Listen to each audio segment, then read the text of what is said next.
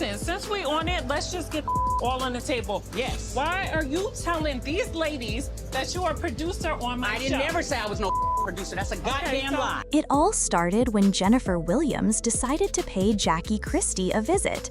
On the surface, it looked sweet, like one friend checking in on another. Jennifer came in with a calm voice and kind words, acting like she was concerned after everything that had gone down. But what actually happened behind closed doors was far from what it seemed. Jennifer didn't come just to see how Jackie was doing. No, this wasn't about friendship. This was more like a quiet mission, a sneaky way to get just enough information to stir the pot later. She knew exactly what she was doing. Jackie, however, was no fool. The second Jennifer stepped inside, Jackie welcomed her warmly, but deep down, she was on alert. You know what you did. I was doing. You know what you did. Say it. I was hoping that Evelyn and Jennifer addressed their issues on this trip, but I was also hoping there was no yelling involved. Jackie had been through too many situations like this to be caught off guard. She wasn't just smiling, she was watching closely, reading between the lines, and waiting for Jennifer to show her true motives. Jennifer started the conversation by talking softly, trying to seem harmless. She brought up past drama like the trip to Hawaii and tried to sound sorry for a joke she had made. She claimed she just wanted to clear the air, but Jackie wasn't buying it. That's how people like Jennifer move, with smiles that don't match their intentions. Jennifer kept the focus on drama from the past, especially things involving Jackie's daughter, Chantel.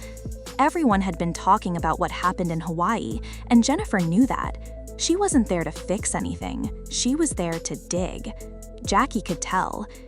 It was literally a situation where Shoni had this idea to do a show. She knew Evelyn, I knew her. We all had a conversation.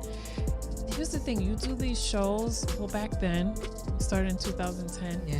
You just never know what's gonna come of it, right? And again, my motto is I gotta try it to know if I love it or hate it. So I was like, okay, you know, it sounds cool. They came to my house, filmed me, and then it was like, next thing I know, they were like, oh, we got picked up, we're starting to film. And I'm like, oh, okay. You know, I had no idea what to expect. Yeah. Again, the show airs, you still don't know what to expect because you don't know if people are really gonna be invested.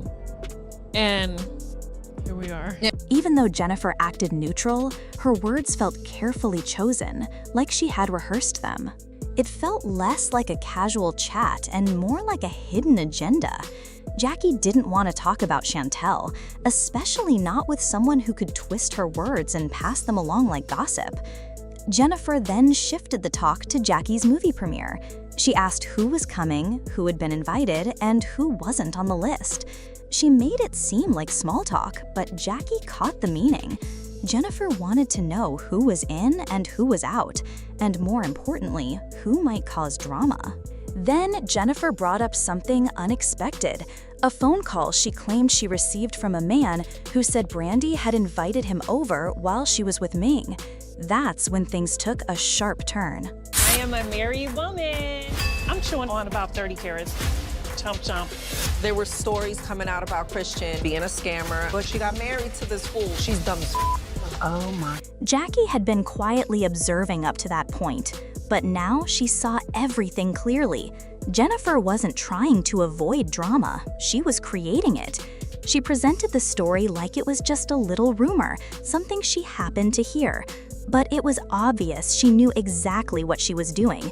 She wanted that rumor to explode.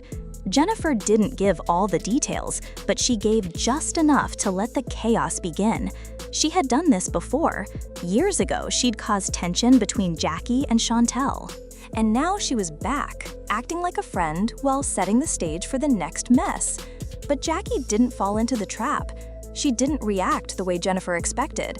Instead of getting upset, Jackie stayed calm, quiet, and collected. She sipped her wine, said very little, and gave Jennifer no real response. It was her way of saying, "You're not getting what you came for." Jennifer tried to laugh things off and make the conversation feel light again, but Jackie wasn't fooled. She had no plans to let her emotions take over. She knew exactly how this group worked. one word from her could turn into an entire storm of gossip. So she said nothing, and that's what made the difference. Jackie had decided, say less, observe more, and stay in control.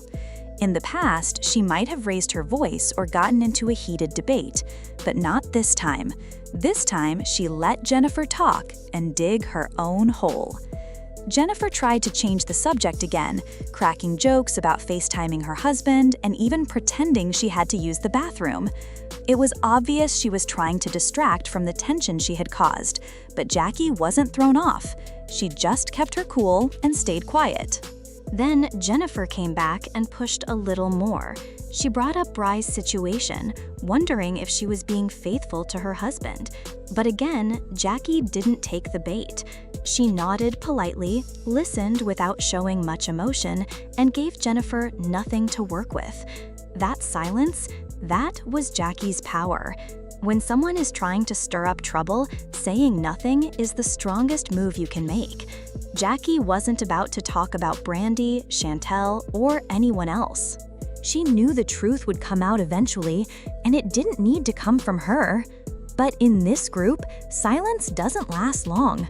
All it takes is one whisper, and suddenly everyone is talking. The weirdest part? Most of the drama didn't even come from the people directly involved. It came from what someone heard, what someone assumed, or what someone passed along without knowing if it was true. That's exactly why Jackie kept quiet. She'd been in this group long enough to understand how fast gossip spreads, how quickly a small comment can turn into a full-blown scandal. She wasn't going to be the one everyone blamed this time. So when Jennifer asked her directly who was coming to the movie event, Jackie gave her vague answers. Nothing specific, no names, no details. Jennifer left with nothing concrete, just a few guesses and hints, and that's how Jackie planned it. Jennifer thought she was leading the conversation, but really, Jackie was in charge the whole time. She played it smart, giving nothing away, offering no drama, and letting the moment pass without falling apart. Later that evening, word got around that Jennifer had visited Jackie. Now everyone wanted answers. What was said? Did Jackie mention Chantel? Was anything said about Brandy and Ming? But Jennifer had no real tea to spill. Jackie hadn't given her a single solid thing. That's when everything started to shift. People began questioning Jennifer. Why did she go visit Jackie? Was it out of concern, or was she looking for something juicy to bring back to the group? And the funny thing, Jennifer didn't expect that kind of attention. She thought Jackie would be the one under pressure. But instead, all eyes turned to Jennifer. Meanwhile, Brandy had heard what Jennifer said about the mystery man and the alleged invite. She was shocked. Her marriage had felt steady until now. Suddenly, she was being watched, judged, and doubted. The tension grew fast. Brandy isn't someone who stays quiet when she feels attacked. Everyone knew it was only a matter of time before she spoke up. But Jackie stayed silent. She didn't confirm or deny anything. She didn't get emotional. Instead of getting into another public argument, she let the group turn on itself. Brandy started asking Jennifer questions. Ming got defensive. And soon, sides were being chosen. Who was telling the truth? Who was making things up? Jackie stayed in the background, sipping her wine like nothing was happening. She didn't need to speak. Her silence did all the work. She gave Jennifer no fuel, no words to twist, no reactions to spread. And without realizing it, Jennifer began to talk too much, trying to fill the silence Jackie had left behind. But the more she spoke, the more questions people had. Did that phone call really happen? Or was it just an excuse to bring up Brandy? Why would Jennifer repeat something so personal without knowing if it was true? Jackie had played the long game, and she played it perfectly. She understood how these women operated. She knew that sometimes the best way to win was by staying out of the mess entirely. Let others argue, guess, and spread rumors. She had no need to defend herself because she hadn't done anything wrong. And while Jennifer struggled to explain her actions, Jackie looked untouchable. Here's the twist. No one could figure out how Jackie pulled it off. She was in the center of it all, but walked away without a single scratch. A few of the women started to notice. Jackie hadn't just stayed calm, she had controlled the room without saying a word. She'd been watching and learning the whole time. While others were shouting and stirring up conflict, Jackie was thinking, planning, and holding her cards close. This move wasn't about being passive, it was about showing the group that she wasn't someone to mess with anymore. Jackie had grown, she had learned from her past, and now she knew how to win without even raising her voice. Jennifer, once the one steering conversations, now looked uncertain. Her honesty, her loyalty, her whole approach, it was all under question.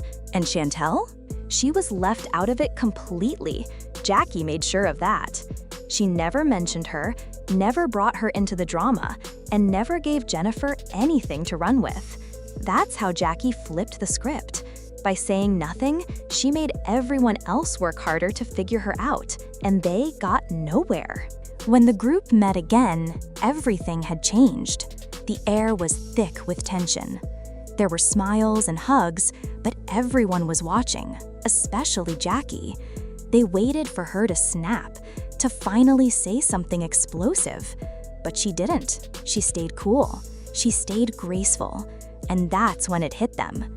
Jackie wasn't just part of the drama. She was the one managing it from the shadows. She didn't need to fight to win. She didn't need to argue to prove a point. Her calm presence was stronger than any scream in the room. The rest of the group was left spinning, caught in a game they didn't even realize they were playing. And the biggest twist? Jennifer's plan had failed completely. Jackie had seen it coming, dodged every trap, and turned the entire visit into a quiet masterclass in control. No drama, no chaos, just strategy, silence, and total control. And just like that, Jennifer walked away empty-handed. No drama, no secrets, no emotional breakdown to report back. But the real power move? Jackie never raised her voice. She never gave in. While everyone expected her to react, she did the opposite. She stayed calm, focused, and 10 steps ahead. That silence, it shook the whole group more than any argument ever could. Jennifer came looking for tea, but ended up exposing herself instead. The questions turned back on her, and now she was the one under pressure. Meanwhile, Jackie, she left the room without a single stain on her name. This wasn't just another messy moment. This was a masterclass in staying composed and letting your silence speak louder than words. Jackie flipped the script, played the game smarter, and proved you don't have to fight loud to win big. Thanks for watching. If you enjoyed the tea, make sure to like, comment, and subscribe for more drama breakdowns and behind-the-scenes insights. And remember, sometimes the most powerful move is saying nothing at all. Stay tuned because this story is far from over.